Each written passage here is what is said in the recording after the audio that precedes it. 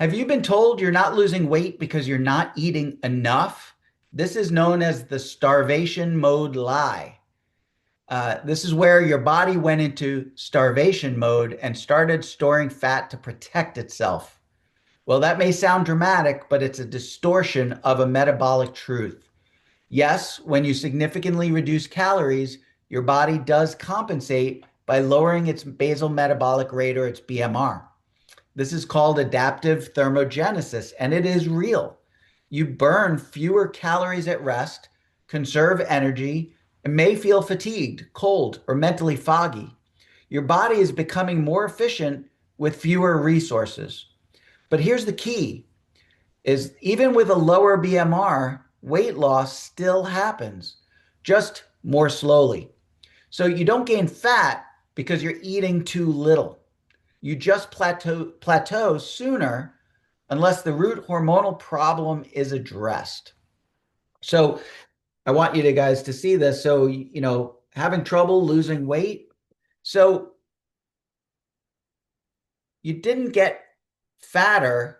You actually lost some weight, but you didn't lose a ton of weight. So, for example, I want to talk about the Minnesota starvation study because participants in this extreme calorie restriction study lost large amounts of weight despite significant drops in BMR. But they didn't get fatter. They didn't stop losing weight. They just became exhausted, hormonally depleted, and mentally foggy. So, no, starvation mode doesn't make you store fat. It puts your body into conservation mode. And so, when your insulin is high on top of that, then fat loss really stalls because now you've got two brakes on the system. You've got a lower metabolic rate and a hormonal block to fat burning. So, what is the better solution? The better solution is just don't focus on eating more. Focus on fixing the signal that tells your body to burn stored fat. And that starts with lowering insulin. And welcome, everybody. My name is Dr. Mark Schenkman. Welcome back to the Obesity Project. Today, episode 60. You're not losing weight because you're not eating enough. So let's talk about what actually happens when you eat less. So when you reduce your calorie intake, your body does adapt, as I mentioned before. And yes, your metabolism slows down a bit. But that's not shut down. It's not damage. It's efficiency. Think of it like dimming the lights during a power outage. You're still using electricity. You're just using less of it. And you're not creating more fuel. You're conserving it. And a 2016 study published in the Obesity Journal, showed that even after weight loss, metabolic adaptation can persist, but it doesn't prevent weight loss. It just slows it down. So, what really prevents fat loss is signaling your body to store fat, and that signal is insulin. So, insulin is the hormone that flips your body into storage mode. It's sort of like a light switch storage mode, fat burning mode. And when insulin is elevated, your body doesn't access fat for fuel. Even with low calories, you can stay stuck if insulin remains high. And this is why people eating a 1,200 calories a day diet, but spread out over 6 meals, see absolutely no results. Because every time they eat, they spike insulin once again. And what happens? Fat stays locked down, energy stays low, and frustration that begins to build. So the metabolic adaptation is real, but it is reversible. So chronic low-calorie dieting does downshift your metabolism, but it's not permanent. It's not a permanent situation. And it's also not broken, it's conserved. And it can be reversed by restoring metabolic flexibility, your body's ability to burn both carbs and fat depending on what's available. And as I've mentioned before, numerous times in previous videos, that our bodies are metabolically flexible. We're hybrid engines. Sometimes we're sugar burners, sometimes we're fat burners. Of course, me being on carnivore, I'm a full-time fat burner. But typically, if you eat carbohydrates in your diet, you're going to be metabolically flexible unless you're eating tons and tons of carbohydrates, and that is the predominant macronutrient that you're getting. That eliminates metabolic flexibility and keeps you permanently in sugar burning.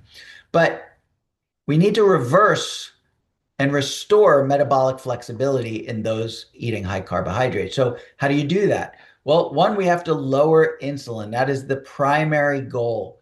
And we do this through eating fewer meals, eating much less carbohydrate, especially those refined and processed foods. We need to increase the time between meals. We need to prioritize protein and strength training to build our muscle because the muscle is the biggest metabolic sink or glucose user. And we need to improve sleep and manage stress properly. So there was a 2019 review in Nutrients that showed that time-restricted eating improves insulin sensitivity and body composition, even when no change in calorie intake. So no difference in the number of calories you took. It's not about how much you eat, it's about how often and what hormones you're triggering when you do eat. So let's use an example. I know this patient who is on a low calorie diet, about 1,200 calories a day.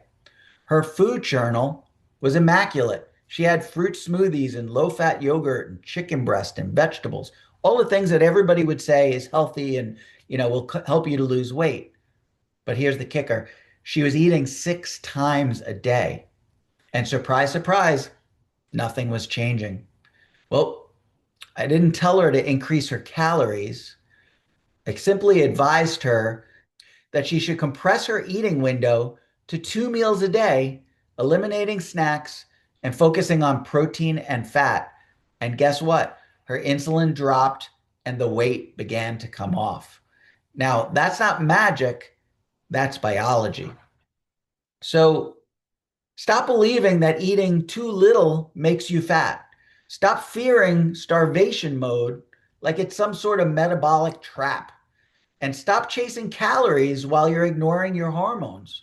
Because fat loss isn't blocked by how little you eat, it's blocked by what your body thinks you should do. And this is based on hormones, primarily insulin. So, this has been episode 60 of the Obesity Project. You're not losing weight because you're not eating enough. If your progress has stalled, if you're doing everything right and nothing's happening, look at your signals, not just your serving sizes. You don't need to eat more. You need to eat in a way that lets your body burn fat again. Fix the signal and your metabolism will follow. Thank you so much for watching. I hope you understand now that you can feel free to eat. It's okay. You're not going to go into starvation mode. It's all about the types of foods you eat. And thanks so much for watching. Make sure to like, share, comment. Make sure to subscribe to the channel. Make sure that you click that notification bell to get more videos from me and on a daily basis. And I hope you have a fantastic weekend. I'll see you again on Monday. Take care.